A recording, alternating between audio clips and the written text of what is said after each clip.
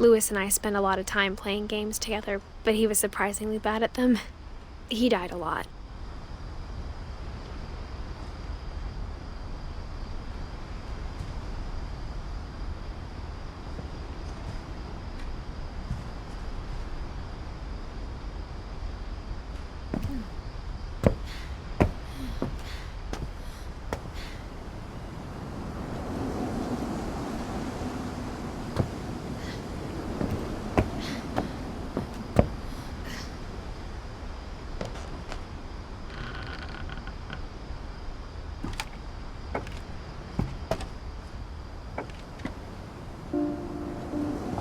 On the way back from Lewis's funeral, my mom told me to start packing.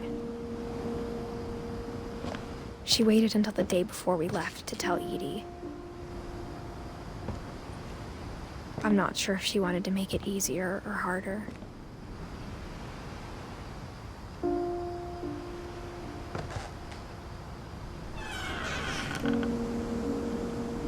I wish we'd stayed.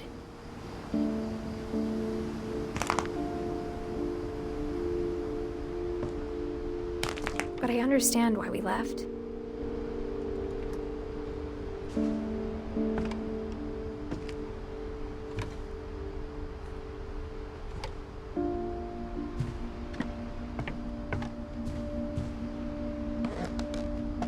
My mom ended up leaving everything behind.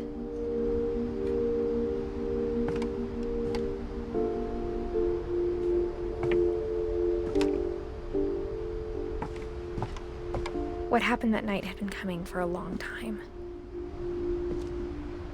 Maybe it should have come sooner.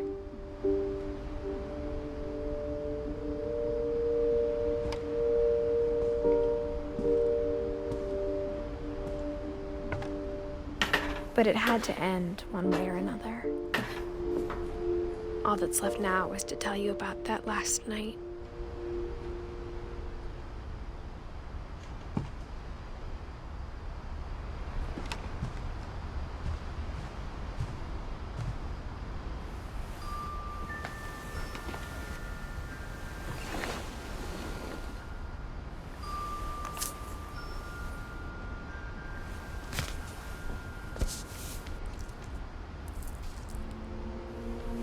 That whole last day, Edie just watched us pack and didn't say a word.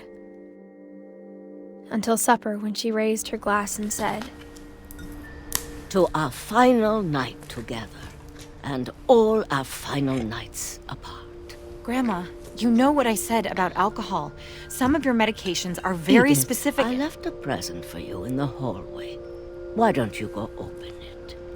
The grown-ups have to argue now. I'm sorry, you're right. We're all leaving tomorrow. Let's just enjoy our last... I'm not leaving. Edith, you're excused.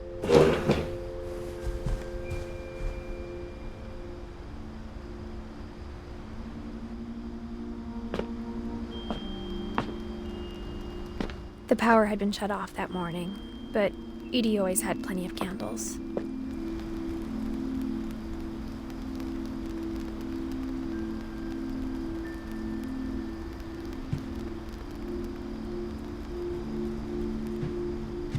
When my mom sealed the library, I don't think she knew about the other entrance.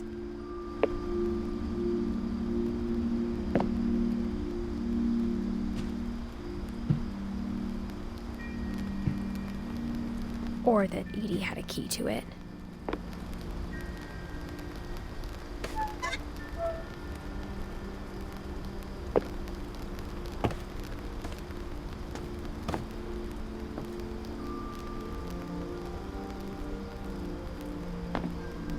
The thing you're afraid of isn't going to end when you leave the house.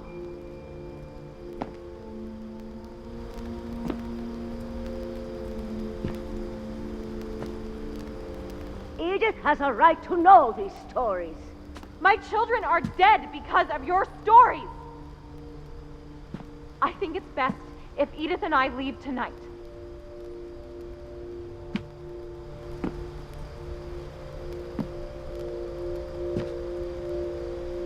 We'll have the nursing home send a van for you in the morning, okay?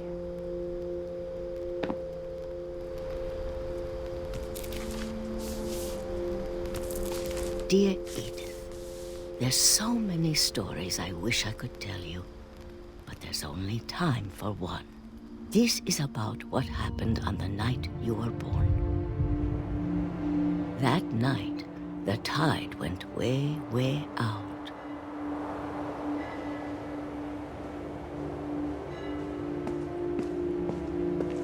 It was the first and last time I ever saw the old house aground. There'd been an earthquake out in the middle of the ocean. They called it the lowest tide in 1,000 years. God, it smelled awful. You know, I've seen that house every day of my life.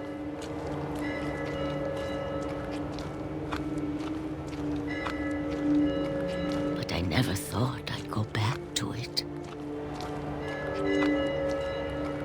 When the fog rolled in, I lost my way.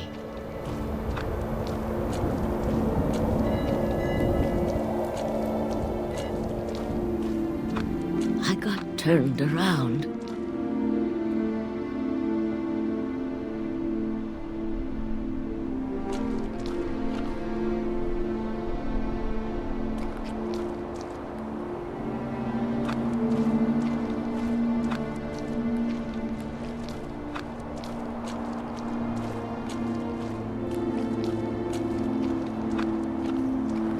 For a while, I wandered.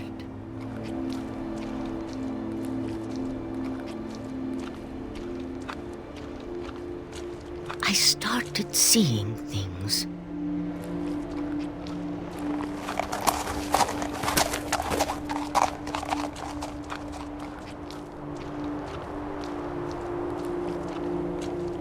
Things I'd forgotten had ever existed.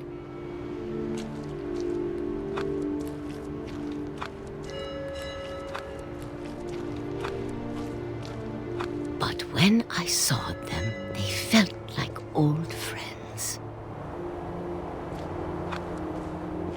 That night, a lot of things came back to me. Or maybe I came back to them.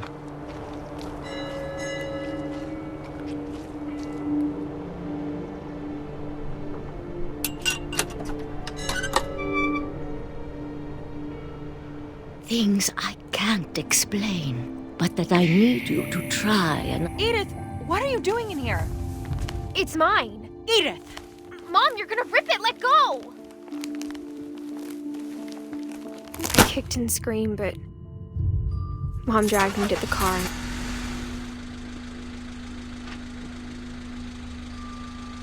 I never saw Great Grandma Edie again. The next morning, the band came to pick her up, but she was already gone. After that, we moved around a lot.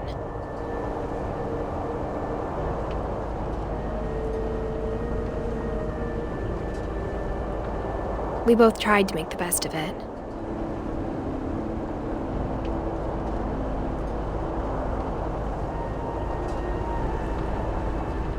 A few years went by.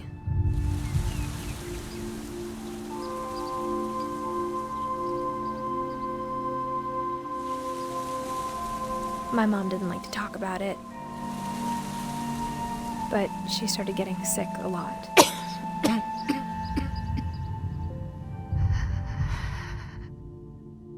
She got better for a while, and then she didn't. And then I was alone. The last Finch left alive.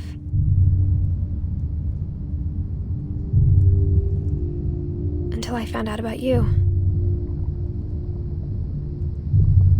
I'm still not sure what to tell you about all this. If we lived forever, maybe we'd have time to understand things. But as it is, I think the best we can do is try to open our eyes. And appreciate how strange and brief all of this is.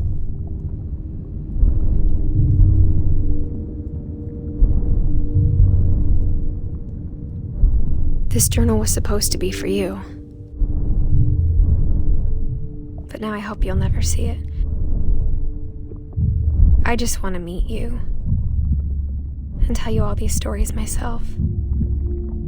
But I guess if you're reading this now, things didn't work out that way.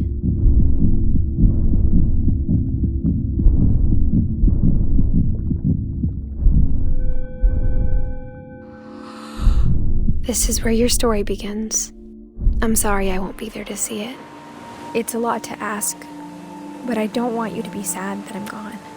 I want you to be amazed that any of us ever had a chance to be here at all. Good luck.